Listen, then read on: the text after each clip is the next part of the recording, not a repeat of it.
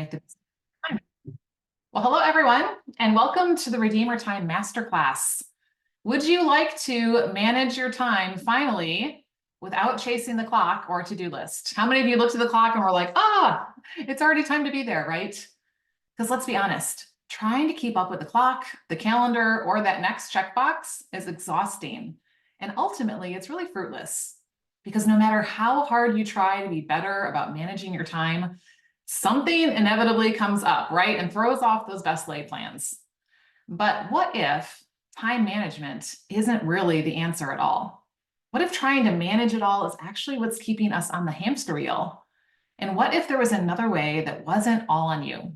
Well, today on this masterclass, I'm going to show you the key to shifting everything about how you approach your time as a faith-centered woman and one who has a lot on her plate, both in midlife and business. So first, let's start with this. How are you feeling about your time lately? I just want to let you know you are in the right place if you've ever thought any of these things. How many of you thought this? Time gets away from me, even after I set goals and make a plan, right? I don't know where all my time went, even after working all day long and honestly staying up later than you should. Or what about this? There's just not enough time in the day, even after trying to organize your tasks and time block your day to make it all fit. I just want to let you know, I see you.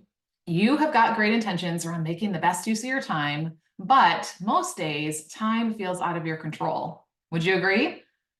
If so, I just want you to know you are not alone. Emphasis on each one of those periods.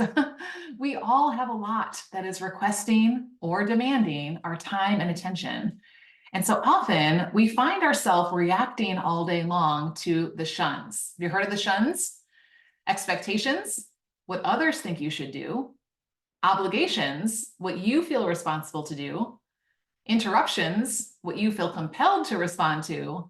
And distractions, what takes you away from what you need to. Can anyone say squirrel, right? It seems like there's always someone or something that wants your time. So it's no wonder that it feels like there's never enough time or of you to get it all done. But here's the thing. Jesus said that he came to give us life to the full, not a life that's too full. Can I get an amen to that, right? The enemy, he's the one who comes to kill and steal and destroy, starting with our time and attention.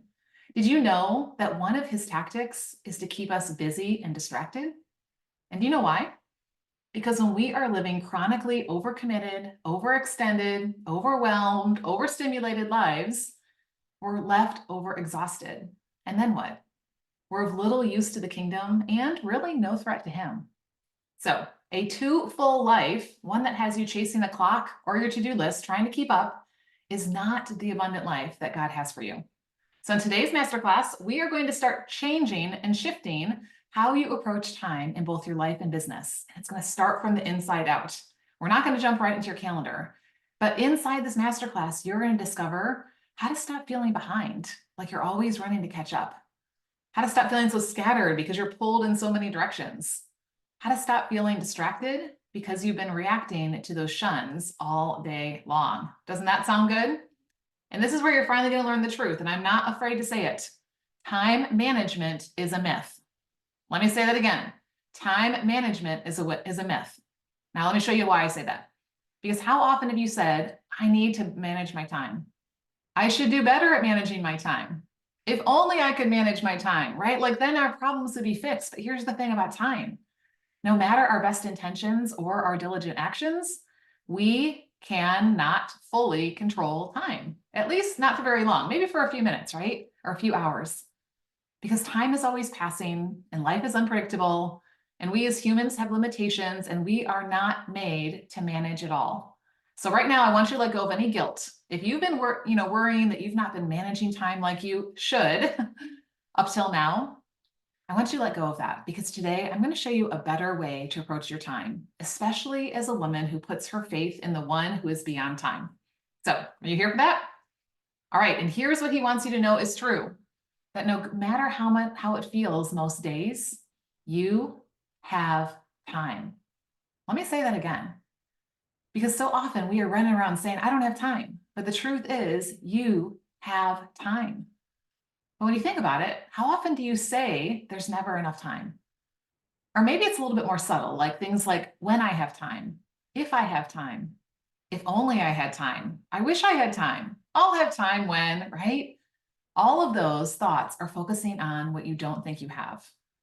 But the truth is, each and every day, including today, God lays another 24 hours in front of us, just like he laid manna before the children of Israel. So we all have time, right? And no matter how much we wish for that extra hour, right? How many of us have said, if I had one more hour, let's be honest, do you really think that would change your life? We still all get 24. And here's what I was thinking about the other day. If God knows what the lilies of the field and the birds of the air need, and he cares for them, do you trust that he cares even more about what you need? And don't you think if he thought you needed 25 hours or more, he would have given it to you? In Matthew 6:27, Jesus says, who of you by worrying, AKA running around like the world, chasing the things you think you need, can add a single day, hour, or moment to your life? Right? Because focusing on what you think you don't have is not only a lie from the enemy, it's actually a waste of time because it's not going to change anything. When we start to focus on the abundance of the time we've been given, the 24 hours that we do have in a day, and more importantly, who it is that's given it to us, it changes everything. So that's why today I'm going to help you to start asking the right question around your time. Okay, but first, here's what I know about you if you're here. You're desiring to serve others, you've taken on a lot of different roles, but you're probably at or almost always over capacity, right? And you've got this bigger vision, like more than just getting through the day, but how many of us, life gets taken over each day by the tyranny of the urgent. And you long to slow down so you can be present to the moment, but there's always something that needs to be done. What I know about you is you are a dedicated woman of faith. You're not sitting on the couch, wasting time, numbing out on Netflix and Haagen-Dazs because you've given up on even trying to keep up with it all. At least not most days, right? It's okay if that happens once in a while. Most of us are doers, we're push-throughers, because if we don't, who will, right? But if you're honest, would you say that most days feel a little bit more like a hamster wheel, just going in circles and trying to keep up with everything? And here's the thing. We've been told we just need to manage our time. So in an attempt to do it all well, because that's who you are and what you do, you bought into that time management advice that getting more organized is the solution. So what do? We try to organize our days into task lists, right? But something always comes up and then we never get to the bottom of that list. We organize our hours into time blocks, but when one gets bumped into the next, then it just creates this pile up. We organize our minutes with those timekeepers, but honestly, who really wants to live a life governed by alarms and timers and reminders?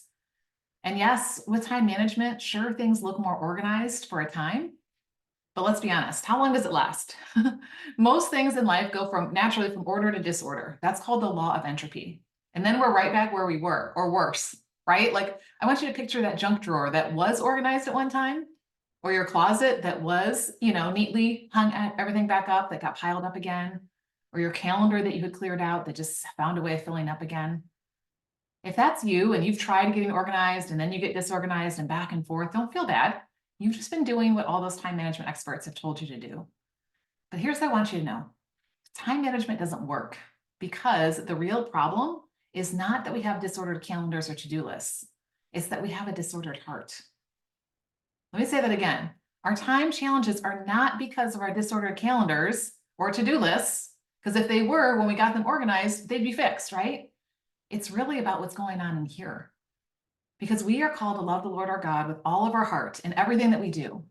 But how we spend our time always reflects what our heart truly treasures. And if we're honest, a lot of our time is spent, AKA wasted, on lesser things. And as spiritual beings, our struggles are rooted in the heart. So that's why the solution has to start there. And here's the good news I do want to give you, is that when you tend the roots, the fruit is going to take care of itself. Now, the second reason that time management doesn't work is because you're not a machine. God did not create you for productivity, to hit all your goals and check all your boxes in record time. You are created and called to what I call purposivity, to live out your purpose through how you live your life and how you build your business. And that, my friend, goes way beyond what can be measured on clocks or calendars or checklists, right? And when it really comes down to it, I know that what we all truly desire is knowing that our time was invested where it mattered most. And that one day we're going to hear, well done, good and faithful servant. So If you're already feeling the shift in your heart before we've even opened up a calendar, and you want to see some of that lasting change when it comes to how you approach time, I'm going to give you permission right now to not stay in the hamster wheel. And I love working with women who are committed to the life and business that God has given them and are ready to partner with Him so they're no longer wasting their time chasing the clock, checking boxes, constantly running in circles like the world around us that's just trying to manage it all. So if that is something that intrigues you, you are permission to go ahead and reach out and fill out an application, and let's talk about working together. But before we go any further, in case we haven't met yet, I'm Lissa. That's Melissa without the M-E because it's not about me. I'm a committed follower of Christ. I'm a midlife woman, wife, mom, mentor, leader. I've been teaching, coaching, and leading Christian women for over 25 years. I used to be in a classroom teaching students, and now virtually I get to help women who are running busy lives, who are running businesses, to faithfully steward their time with God. But I just want you to know, my time didn't always look and feel like this because I was the hamster girl. Whether it was in my faith walk, my relationships, my leadership, my business, I couldn't not be doing something. So I filled every moment with something productive, multitasking to the max, living by my to-do list, even adding items after doing them just to check them off. Anyone else? I know I'm not alone. I know people do that, right? Feels good.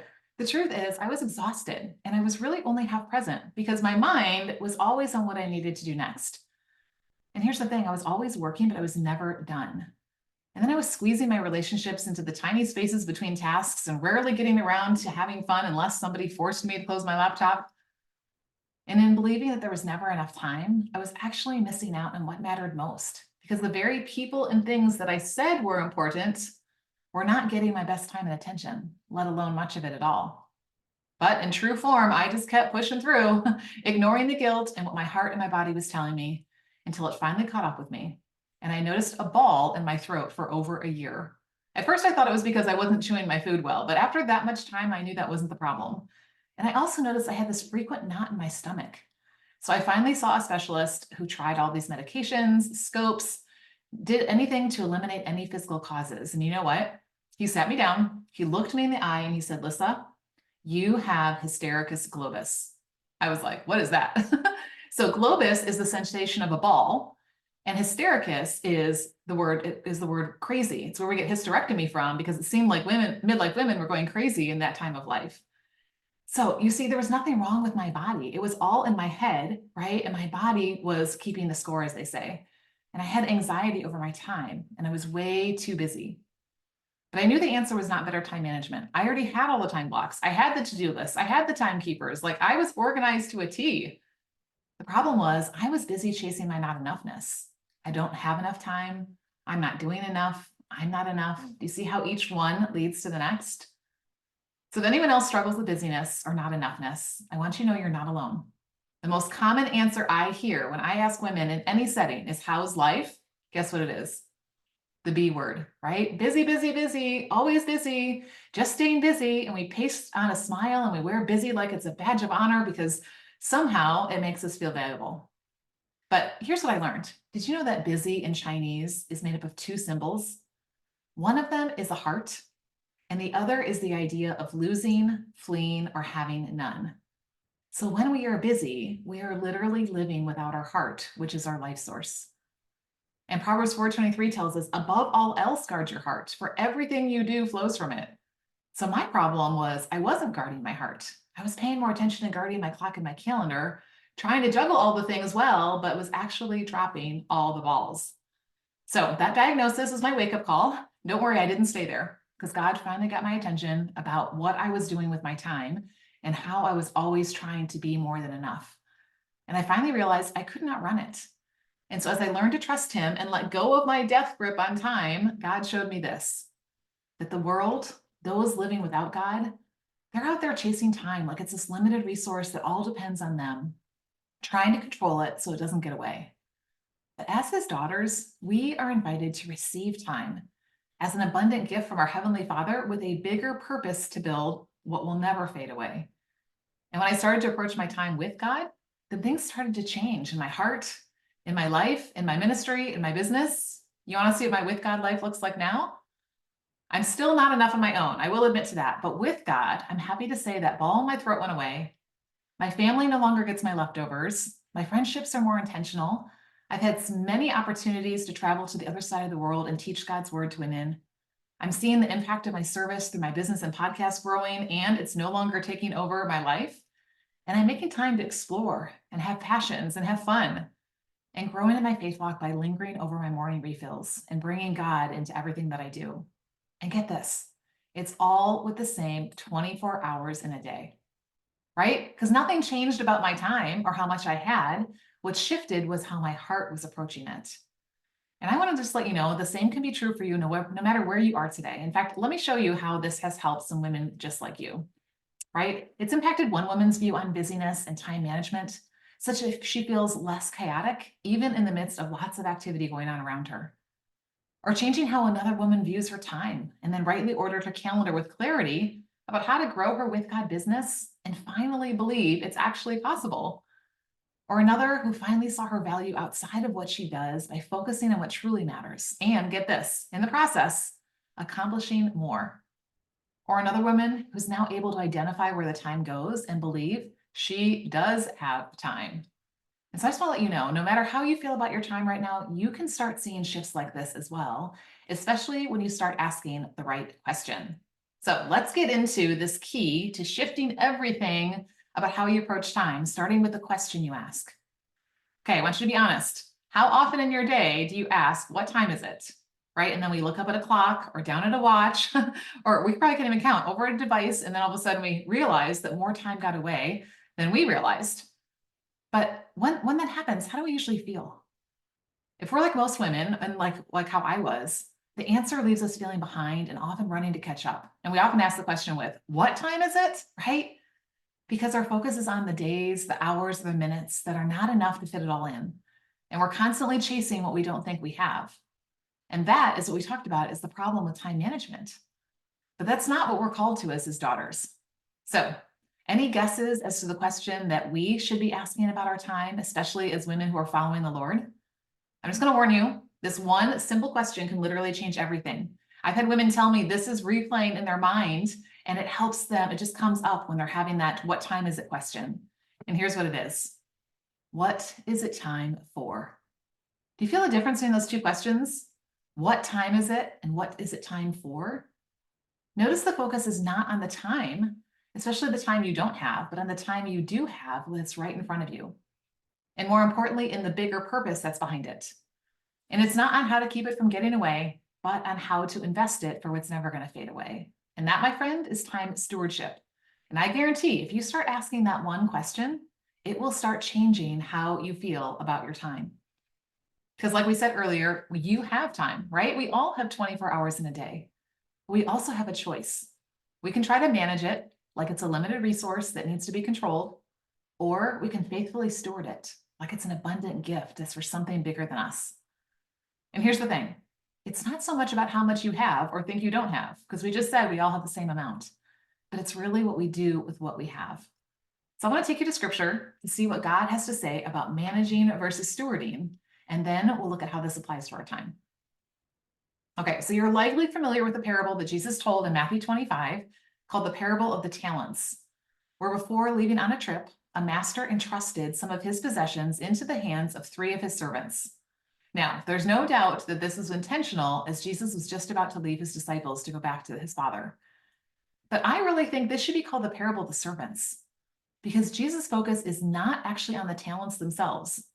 Yes, one servant was given 5 talents, another 2 talents, another 1 talent. But did you know a talent is estimated to be about 20 years' wages? So technically, they all had an abundance.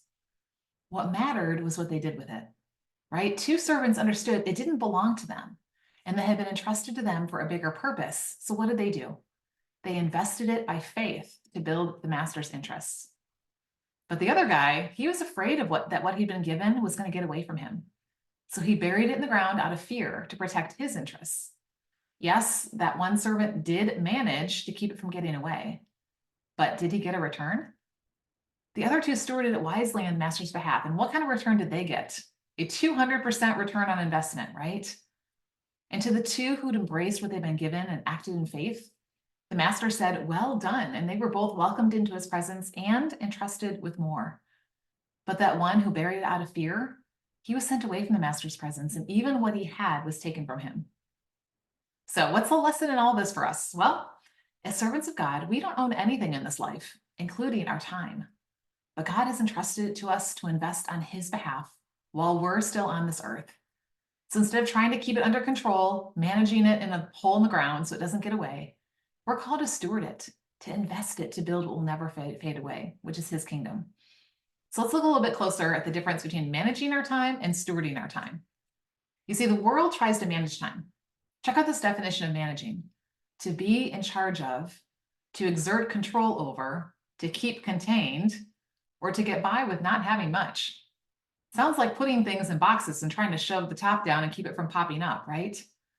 So they tell us to manage our days with those to-do lists, right? Get everything lined up. Manage our hours with time blocks and stack them right on top of each other. Manage our minutes with timekeepers so we stay on track. And again, yes, those tools appear to put things in order, but they leave us looking down at our clocks or our calendars all day long in an attempt to stay in control of that perfect plan, which we already know doesn't work. All the while, we're missing out on the bigger purpose behind the time that we've been given. But those of us who are building a with God life, we view our time in a different way, not by looking down, but by looking up at the one who gave it to us and at his intentions. And then we steward it on his behalf. And here's the definition of stewarding. See how this feels different. To oversee the well-being and expansion of assets entrusted into one's care according to the intention of the owner. Wow, right? Our time is not our own. So we receive time from him by giving attention to the gift that he's given. We prioritize time by seeking his intention behind it. We wisely invest time by implementing where he's called us. And then by stewarding time, we are actually more focused on pleasing the master than on controlling the minutes, which is why the shift starts by rightly ordering our heart, not by trying to get our calendar in line. So let's look at the two side by side, okay? Time management versus time stewardship. Which one sounds better to you? Time management asks, what time is it? It's focused on short-term results, rigidity of all those things that keep things in line, focuses on being efficient and productive. But time stewardship that asks, what is it time for? That's about long-term investment. It's about responsiveness. It's about effectiveness. It's about purposivity. Which one of these is more aligned with what God's intentions are behind the time that he's given us? You see, here is our current time management plan. We have these lengthy to-do lists that we're making that always add more things that we keep meaning to get to, right? We have these tight time blocks that don't give enough margin for when things run over or life happens. We have this constant timekeeping that's not giving us space to focus before moving on to the next thing. And we're always trying to manage our time. And that's what's leading to things like comparison, because we don't measure up to the standard of what we think it should look like. Inconsistency, because, well, it's hard enough to stick to anything when there are so many factors. And then we're on that stop-start cycle all day long. Or distraction, because in order to fit it all in, we depend on multitasking, which actually divides our attention and becomes our kryptonite. Anyone else have a divided focus? And then overwhelm, because none of us are able to keep up with all the should-dos for very long, especially when it feels like new things keep piling up on our plate, right? So trying to control time, aka managing it, is actually what's keeping us going in circles. It's like playing whack-a-mole all day long, right? Chasing the clock, the calendar, the to-do list, trying to keep everything in line and keep it from popping up in wrong places.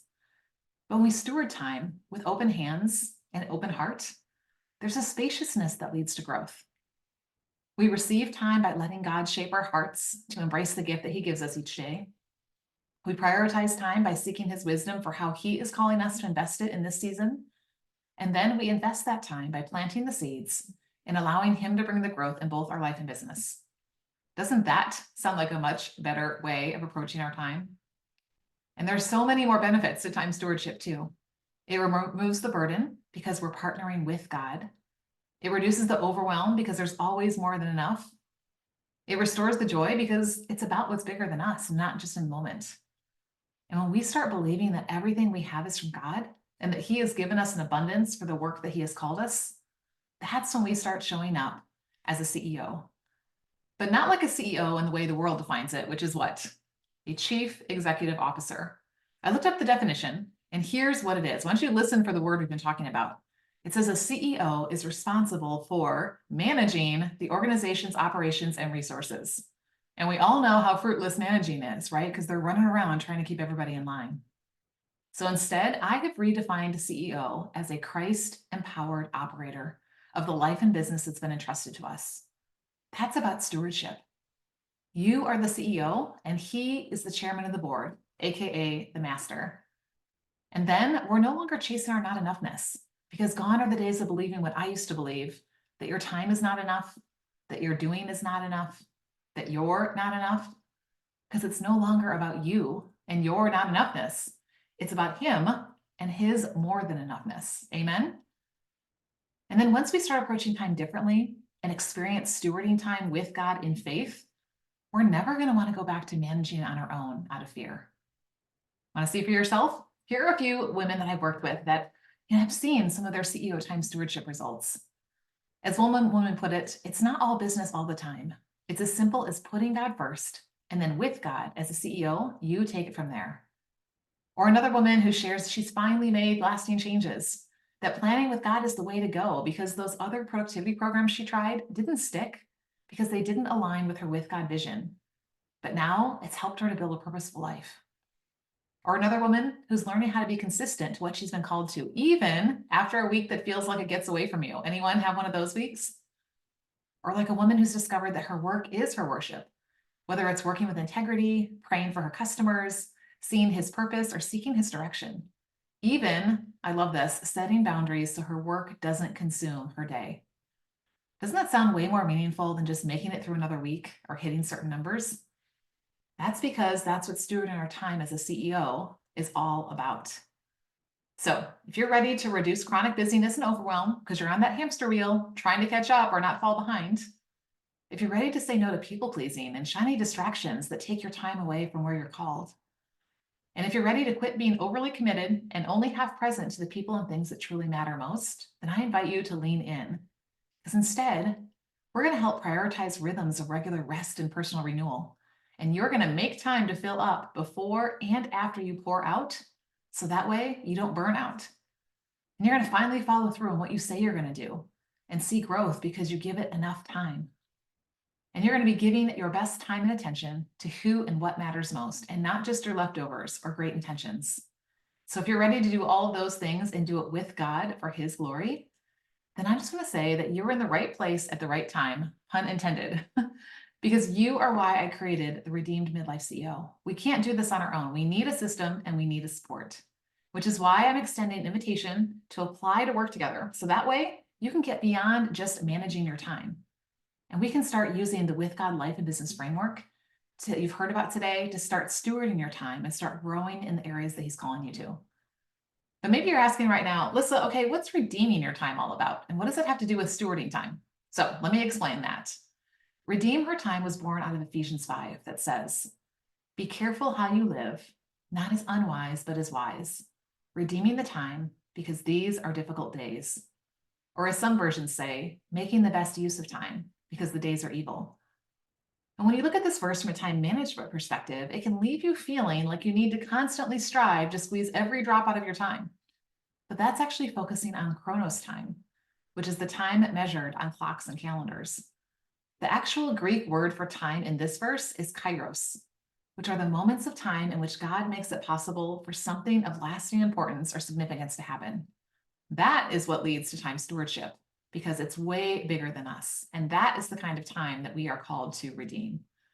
So what's the Redeem Midlife CEO? It's a 12-month group coaching program that helps you create a with God life and business and steward your time. So you can go from that random busyness, trying to manage it all, to faithful fruitfulness because you're doing it with God. And together we work on rightly ordering your heart and your calendar as we build a with God vision, as we look at what your current with God priorities are, what your with God plans are to start moving in that direction. And then we go into your calendar and we start laying out your weekly refills and your pour outs. So that way you know where your time is going, and establish those regular rhythms and routines. So that way the important things are getting time and attention, and develop a consistency growth plan. So that way you keep going in that right direction. And as we journey together through each season of the year, your life and business doesn't look the same because we grow in our faith as a CEO by putting that at the center of everything that we did. So I'd love to share with you, if it's okay, my with God vision for those that I get to work with. It's that you'll lay a foundation with a clear vision of where God is leading and clarity around where you're called to invest your time in this season of your life and business. That you'll finally build momentum, right? Not the stop-start cycle, because you'll have intentional priorities to stay balanced and growing, and a plan for your time that gives freedom and flexibility. And then you establish consistency because you've got those seasonal growth plans and you have accountability tools that are going to keep you focused where you're called to invest. And all along the way, as we put faith at the center, we become more present to what he's called us to, more committed to the business he's given us to build, and more impactful for eternity. Now, if that sounds too good to be true, I want to introduce you to two of my transformed CEOs. This is Chesney, who's a busy follower of Christ, a wife, a mom, a homeschooler, a coach, and a ministry leader. And she says that she no longer frantically chases her calendar, letting the overcommitted agenda that's in front of her dictate how she spends her time. Instead, she makes time to be filled up so she can pour out where God has called her to. And I love the fact that God is redeeming her time, and she's been able to let go of that regret about how she's wasted it in the past by pursuing the wrong things. And this is Danielle, who's a faith-centered woman, wife, empty nest mom, full-time employee, volunteer, and business owner, who says that now that she's got a daily quiet time built out of good habits, her purpose and mission is not just a paycheck, but in serving the clients that she has with a focus that honors Christ. And as she orders her heart, her days, and her calendar, her life is more centered and less chaotic. And I love this. She's better able to prioritize her time each day between her employment, her entrepreneurship, and her everything else. And here's the great thing. When you join us inside the Redeemed Midlife CEO program, you get to be part of this kind of community and have accountability with women like this who are also pursuing doing what it is that God's called them to. So before we wrap up, how do you know if the Redeemed Midlife CEO is for you? Well, you're the perfect CEO if you're always working hard, but often feel behind. If you feel like you know what to do, but you just can't find the time to do it, right? If you feel pulled in too many directions and not fully present. For those of us who start off with that plan, but get easily distracted. And when we believe that God has more for us, but we feel like we keep going in circles. And if you're ready now, after all this time we've spent together, to stop trying to control your time and manage it, because let's be honest, we can't, and start stewarding our time with God, aka redeeming it, then this is the place for you. And what I love is this other version of Ephesians 5:16 that says, take full advantage of every day as you spend it for his purposes. So if that's what you want for your time and life and business too, then I am inviting you to join us inside the Redeemed Midlife CEO. And if you've already started to feel a shift about how you're viewing your time from our short time together, I want you to think about, what would it be like to have a faith-centered system and support around you for an entire year to help you with where your time is going, especially when you're in the trenches of life and business and all those distractions? What you're going to see is that that has a ripple effect in everything you do. So before you hop off, and what's going to happen, we all know we're going to get immediately bombarded or distracted by the next thing that wants our time and attention. I want to challenge you to decide you're going to get off the hamster wheel and then take your next step and apply. It's just your next step for us to have a conversation to see if this is the right place at the right time for you. And then let's start redeeming your time together. So for those of you who are on live, I'd love if you, while it's fresh, want to unmute and share an aha for you or something that you really feel like spoke to you and you needed to hear. So you're welcome to control your microphone and share that, and then we will hop off. I want to share. I'm currently on my phone now signing up, but just juggling, just time, just listening to what you were saying about instead of trying to manage it all, you Mm, need to give it over to God and allow Him to assist you in managing it. That means you have to take away from trying to have control over everything and allow Him to, control the business that He gave you the vision for. So yes. that's my biggest issue. And just hearing you, repeat it over and over again about being a steward and just, Mm, allowing God to help you manage your time, that's something that I need. And I was like, I don't want to be rude. I want to keep looking down, but I want to mm, fill it out before we get on. But yeah, that's me. yeah. Definitely. Wow. And that's, that heart shift is where it starts, right? We see this as a gift from him. And then we say, oh, the responsibility isn't all on me, right? It's so freeing to not feel like we are the ones that have to make everything happen all day long, right? Whether it's our time or whether it's our business or whether even it's our relationships or our health or things like that. Yes, we're faithful stewards and we invest it wisely. But when we understand where it's coming from, like that's going to be the natural response that comes out of us, right? Because it's to build something that's so much bigger. So I'm so glad that that resonated with you. And Jackie's already in the program. So Jackie, do you want to share anything about just what you've experienced, inside of that and how that's shifted things for you? I think it's been in so many ways I say it's been a game changer because one, my priorities are rightly ordered now. Mm, And so even though, I'm still waiting for this big breakthrough, which I believe is coming, I'm okay mm, because he's got it. yeah. And just that alone has been huge because I was trying to do it all myself and that just doesn't work that well. It's just, it's a lot of pressure for me too.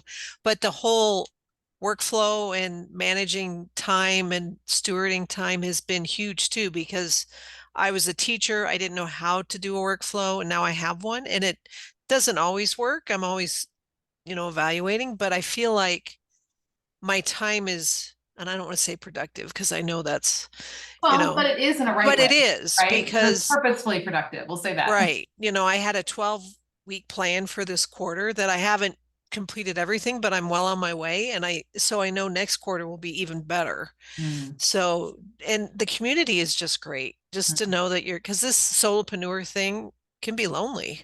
right. Yeah. And so not to have that support system has been huge too. Yeah. And even if for people who are entrepreneurs or have a team, like it can be very lonely that way too, and you're a leader up in front. And again, you feel like all of that falls on you. And what I love is that you brought something up that I've really been thinking a lot about. There's nothing wrong with, having plans. There's nothing wrong with having workflows or having goals or having those things. It's really what's my heart posture towards it. Right. And so that's where the difference is. Those tools are still helpful when we use them as a steward versus a Right. manager that's trying to just keep everything, just so. So, yeah, thanks so much for sharing that. So, well, thanks you guys for being on today. And I will get this recording out to those who are signed up and not able to join us. And Rashawn, I look forward to talking to you and helping you to, start redeeming your time and stewarding it and seeing some of those changes that you've heard about today. So, yeah, thanks for joining us. Have a good one. All right, you guys too.